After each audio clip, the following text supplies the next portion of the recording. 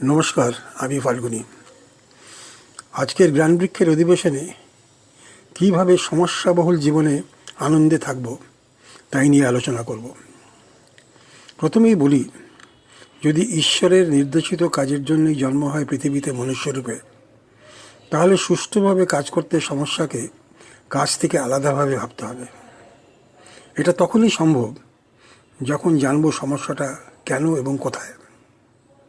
সমস্যাটা কি নিজের মন গড়া, কি একটা আসল সমস্যা? আসলে যদি শান্ত মনে বিচার করি উৎসটা কোথায়, তাহলে সব সমস্যার সমাধান আছে।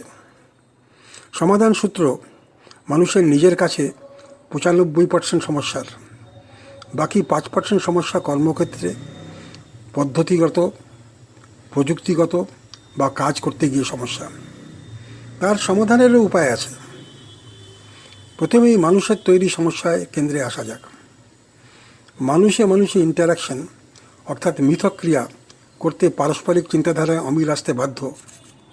তার কারণ, দুইজন মানুষ কখনো একভাবে চিন্তা করেন না। যদি আনুগত্যের অভাব থাকে বা অহংকারের প্রাধান্য পায় কর্মক্ষেত্রে, তাহলে অনেক সমস্যার জন্ম হয়। তাছাড়া মানুষ নিজেই সম্পর্ক বা রিলেশনশিপের দ্বন্দ্বে অনেক কাল্পনিক সমস্যা তৈরি করে ফেলে। উপরোক্ত সমস্যা মনুষ্য সৃষ্ট, প্রায় 95% ক্ষেত্রে কাজের ক্ষেত্রে প্রাধান্য হওয়ায় প্রবল সমস্যায় সৃষ্টি হয় এবং কাজেও বাধা হয়। এর ফলে কাজে যুক্ত যারা সবাই হন নিরানন্দ। বাস্তবে কোনো কাজই মানুষ একা করতে পারে না, দায়িত্ব পেলেও। কিন্তু মানসিকভাবে সেই কাজটা একটা ঈশ্বর দত্ত সুযোগ এবং সঠিকভাবে করার জন্য সহযোগিতা পেতে যথাযথ আচরণ না যদি করে মানুষ এটা ঠিক করে দেন যে আমি সবই করব, তখনই সমস্যার জন্ম নেয়। মানুষের একটা প্রবৃত্তি আছে সব কাজের ক্রেডিট নেওয়া। তার ফলে তার সহকর্মী সহযোগীকে যথাযথ মর্যাদা না দিয়ে ভাবেন তিনিই সাফল্য পেলেন। এখান থেকেই তো সমস্যার জন্ম। সমস্যার জন্ম তখনই হবে না যখন কর্মী সাথীদের সাথে অ্যাডভান্সমেন্টের মনোভাব নিয়ে একটা গোলের জন্যে কাজ করছি এই ভেবে আমরা কাজ করব। সব সময় জিততে হবে সেটা নয়, সেটাই সমস্যার জন্ম দেয়। যখন কাজের সাথে যুক্ত সবাই জেতার অনুভব করেন এবং তখনই আনন্দ হয়, এবং এটাই হলো আনন্দের মূলমন্ত্র কাজের ক্ষেত্রে। আমরা তো গীতায় জেনেছি আমাদের কর্তব্য পালন করতে হবে নিষ্ঠায়, দৈবী গুণ অবলম্বন করে, ফলের আশা ঈশ্বরের কাছে দিয়ে। তাহলে কোনো টেনশন রইল না। সমস্যার জন্ম যেটা মানুষের ইগো থেকে জন্ম নেয় সেটাও হবে না। এ বিষয়ে কিছু অভিজ্ঞতার কথা বলছি। আমি কয়েকজন বড় ডাক্তারের কথা জানি। তিনি ওটির ঠিক আগে ঈশ্বরের প্রণাম করে অপারেশন থিয়েটারে এলাবেন।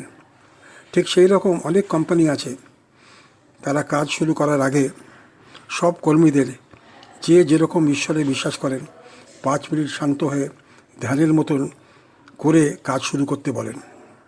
এর ফলে তারা ঈশ্বরকে পাশে নিয়ে কাজ করছেন সেই অনুভূতি পান। কোনো দুর্ঘটনাও হয় না, কোনো মানসিক সমস্যাও তাদের কাজে স্থান পায় না।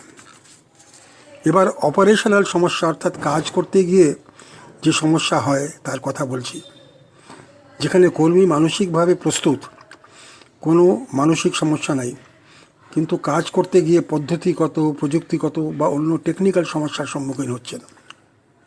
সেক্ষেত্রে শান্ত মনে সমস্যার রুট কজ অ্যানালিসিস বের করতে হবে। সমস্যা জানার অসুবিধা নাই, কারণ বিভিন্ন টেকনিক বের হয়েছে, যেমন কজ কনসিকুয়েন্স অ্যানালিসিস, বাংলায় কারণ ফলাফল বিশ্লেষণ। সচরাচর সমস্যাটা জানা হয়ে গেলে তার প্রতিকার সম্ভব। যে টুলকিট আমরা জানি তা হলো এলিমিনেশন অর্থাৎ নির্মূলীকরণ, আইসোলেশন বিচ্ছিন্নকরণ, সেগ্রিগেশন পৃথকীকরণ, মডিফিকেশন পরিবর্তন বা কন্ট্রোল নিয়ন্ত্রণ। এখানে মন ও জ্ঞান দুই কাজ করে এবং বেশিরভাগ ক্ষেত্রে সর্বাপেক্ষা কাম্য সলিউশন পাওয়া যায় সমস্যার, যাকে ইংরেজিতে বলা হয় অপটিমাল সলিউশন। সুতরাং সমস্যাকে কাজে ঢুকিয়ে বিঘ্ন ঘটাবেন না। সমস্যা মনের আনন্দ কেড়ে নেয়।